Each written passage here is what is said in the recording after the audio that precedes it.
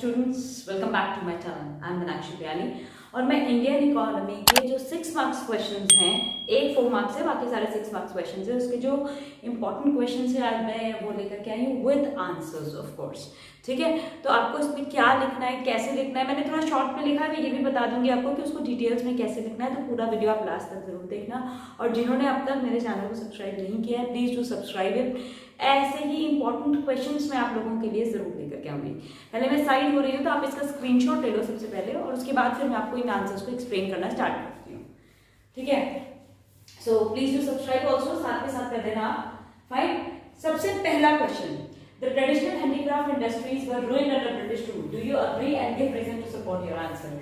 देखिए, जो traditional handicraft industry थी इंडिया में, पहले उसको वर्ल्ड वाइड रेपुटेशन मिली हुई थी, और उसके बाद जब ब्रिटिश ने अपना रूल लेकर के, मिस रूल कहना चाहिए जब वो इंडिया में लेकर के, I have used this word miss rule in India, तो उसकी वजह से इंडियन हैंडीक्राफ्ट इंडस्ट्री जो थी वो बुरी तरह से डिस्ट्रॉय हो गई थी।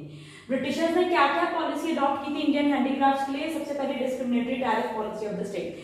जब हम एक्सपोर्ट करते थे तो हमें बहुत सारी एक्सपोर्ट ड्यूटी देनी पड़ती थी, ठीक है, और जब हम इंपोर्ट करते थे तो वो अपना goods free of cost import करके लाते थे। सबसे पहला इन्होंने ये काम किया था। और साथ के साथ हम सिर्फ रॉ मटेरियल के एक्सपोर्टर्स रह गए थे, और जितने फिनिश गुड्स होते थे वो हम इंपोर्ट करके मंगवाते थे, और वो भी बहुत महंगे दामों पे। तो सबसे बड़ा प्रॉब्लम ये हुआ था। दूसरा क्या हुआ था यहाँ पे कि नेक्स्ट है हमारा इंडियन हैंडीक्राफ्ट इंडस्ट्री के अंदर में, और ब्रिटिशर्स जो थे उन्होंने टैरिफ फ्री एक्सपोर्ट किए थे रॉ मटेरियल के, और जैसे मैंने अभी आपको बताया, और इंपोर्ट करने के लिए भी टैरिफ फ्री इंपोर्ट कर रहे थे वो लोग, लेकिन उन्होंने हमारे जो हैंडीक्राफ्ट प्रोडक्ट थे उनके ऊपर बहुत हैवी ड्यूटी, एक्सपोर्ट ड्यूटी जो थी वो लगा दी थी, जिसकी वजह से हमारे गुड्स इतने महंगे हो गए थे कि कोई उनको परचेज करने को रेडी नहीं था। दूसरा है competition from machine made goods. Competition from machine made goods में आप ये लिखोगे कि जो ब्रिटिश के मशीन मेड गुड्स होते थे वो ज्यादा सस्ते होते थे in comparison to the handmade goods of India, और ये जो कंपटीशन था उसकी वजह से काफी सारे हैंडीक्राफ्ट्स वाले जो ऐसे थे, हैंडीक्राफ्टर्स ऐसे थे जिनको अपना काम जो था वो बंद करना पड़ा। नेक्स्ट है इंट्रोडक्शन ऑफ रेलवेज। ब्रिटिश ने इंट्रोड्यूस किया था रेलवेज को इंडिया में ताकि वो अपना मार्केट एक्सपैंड कर सके लो प्राइस इंडस्ट्रियल प्रोडक्ट्स का। ठीक है, कंसिक्वेंटली जो डिमांड था हाई प्राइस हैंडीक्राफ्ट्स का वो धीरे धीरे जो था वो फॉल करने लग गया, और इसकी वजह से हैंडीक्राफ्ट इंडस्ट्री जो थी वो डाउनफॉल की तरफ चली गई। इनको आप एक्सप्लेन करना, तो ये 6 मार्क्स का एक क्वेश्चन बनता है आपको, तो लगभग आपका ये एक पूरा पेज या 1.5 पेज का आंसर बनेगा। नेक्स्ट है what is seasonal unemployment, suggest 4 measures for reducing this kind of unemployment. Seasonal unemployment आपको पता है कि इसमें वर्कर्स जो होते हैं, देखो मैंने शॉर्ट में एक्सप्लेन किया, आप इसको अच्छे से एक्सप्लेन करना। आप ये लिखना है इसके अंदर में, वैसे मैंने आपको बताया ये होता है, आपको भी पता है क्या होता है कि सीजनल अनएम्प्लॉयमेंट वो फॉर्म ऑफ अनएम्प्लॉयमेंट होता है जिसमें वर्कर्स एक पर्टिकुलर सीजन के लिए या एक पर्टिकुलर टाइम के लिए ही एम्प्लॉयड होता है, उसके बाद वो लेड ऑफ हो जाता है, मतलब उसको काम से एक बार के लिए निकाल दिया जाता है जब तक उसकी जरूरत नहीं पड़ती है। फाइन, अब ये होता है specially agriculture, ice cream sellers, woollen factories, इन सब के केस में, क्योंकि इनका जो गुड्स होता है इनकी जो डिमांड होती है वो सीजनल नेचर की होती है। तो they have busy season and they have slack season, और ऑफ सीजन के टाइम पे उनके पास में कोई काम नहीं रहता, जिसकी वजह से सीजनल अनएम्प्लॉयमेंट होता है। तो जब आप इतना ये पूरा एक्सप्लेन करोगे तो इसके बनते हैं आपके 2 नंबर। उसके बाद इन्होंने 4 पॉइंट्स पूछे, उसके मिलेंगे 4 नंबर, तो हो गया टोटल ये क्वेश्चन 6 नंबर का। मैंने शॉर्ट में लिखे, आप इसको एक्सप्लेन करोगे कि सबसे पहले जो फार्मर्स है उनको मल्टीपल क्रॉपिंग पैटर्न अडॉप्ट करना चाहिए, ताकि एक फसल का जब सीजन खत्म भी हो जाता है तो उसके बाद भी अगली फसल वो उगा सकते हैं, ताकि वो पूरा साल जो है वो एम्प्लॉयड रहे। दूसरा, एग्रीकल्चर के साथ साथ उनको अलाइड एक्टिविटीज करनी चाहिए, जैसे कि वो एनिमल हस्बेंड्री और ये सब उनको करना चाहिए, ताकि उनके पास रेगुलर इनकम का साधन रहे। तीसरा, development of industries in rural areas by the other people. Government को इस चीज को सपोर्ट करना चाहिए, और अगर वो पब्लिक इन्वेस्टमेंट या इंडस्ट्रीज को अगर रूरल एरियाज में डेवलप करेंगे तो लोगों के पास एग्रीकल्चर के अलावा भी बहुत से काम रहेंगे करने को। नेक्स्ट है public investment in rural areas. Government should go for public investment in rural areas, जैसे irrigation, drainage, flood control, land and environment, rural roads, schools, hospitals, इन सबको डेवलप करना, ये सब काम गवर्नमेंट को इसके साथ साथ में करना चाहिए, ताकि रूरल एरियाज जो है वो भी बहुत अच्छे डेवलप हो सके। So this is the answer, 6 marks का क्वेश्चन बनता है। 4 मार्क्स यानी कि 2 मार्क्स इसका, 2 मार्क्स इसका। शॉर्ट नोट्स का एक क्वेश्चन आ सकता है, सार्क, एशियन या ऐसे और जितने भी आपने कर रखे हैं इनके बारे में क्वेश्चंस बन सकते हैं। ठीक है, एक और है, ये थोड़ा डिफरेंट क्वेश्चन था इसलिए मैंने आपके लिए ये लिखा है। सो प्लीज मेक श्योर कि आप इस टाइप के क्वेश्चंस भी नोटिस करें, अदरवाइज ये ना हो कि पेपर में जाने के बाद आप फंस जाओ। ठीक है। सबसे पहले graph below categorise the poor people. ये देखो आप, ये जो मैंने लाइन बनाई डॉटेड लाइन, ये है पॉवर्टी लाइन, ठीक है। ये जो डॉटेड लाइन है ये है आपकी पॉवर्टी लाइन, ठीक।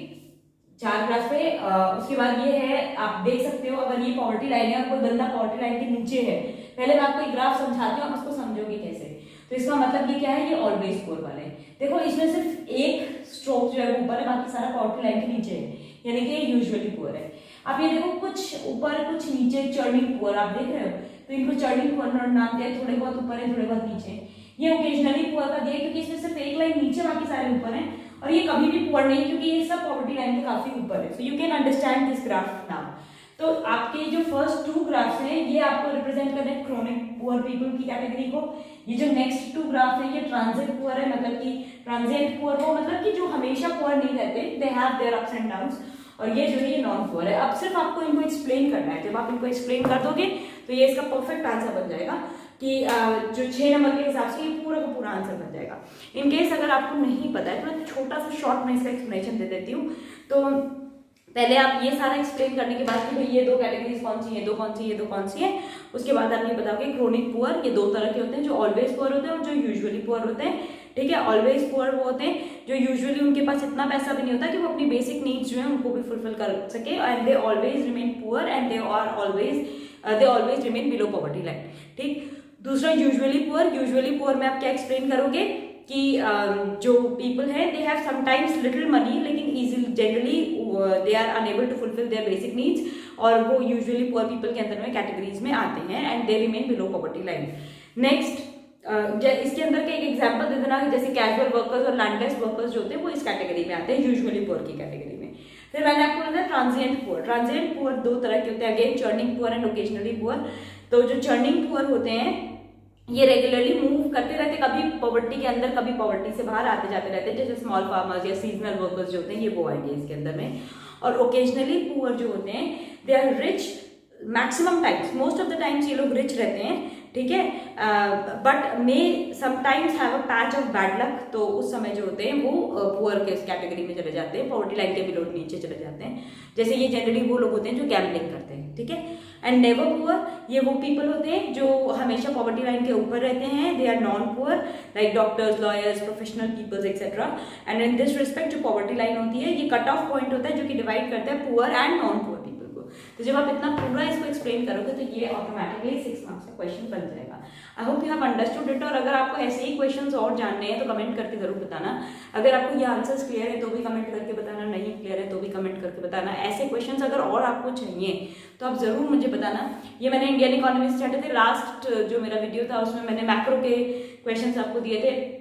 ऐसे ही मैं और भी अच्छे अच्छे क्वेश्चंस लेकर के आती रहूंगी, क्योंकि ये आप अपने आप से नहीं समझ पाते, इसको देख के आप बोलते ये क्वेश्चन हम कैसे करेंगे। So if you like it then please do subscribe my channel and comment करना, जरूर बताना। कोई इंपॉर्टेंट टॉपिक है जो आपको नहीं समझ में आया और आप समझना चाहते हो then please do comment that also. Okay then, good bye today.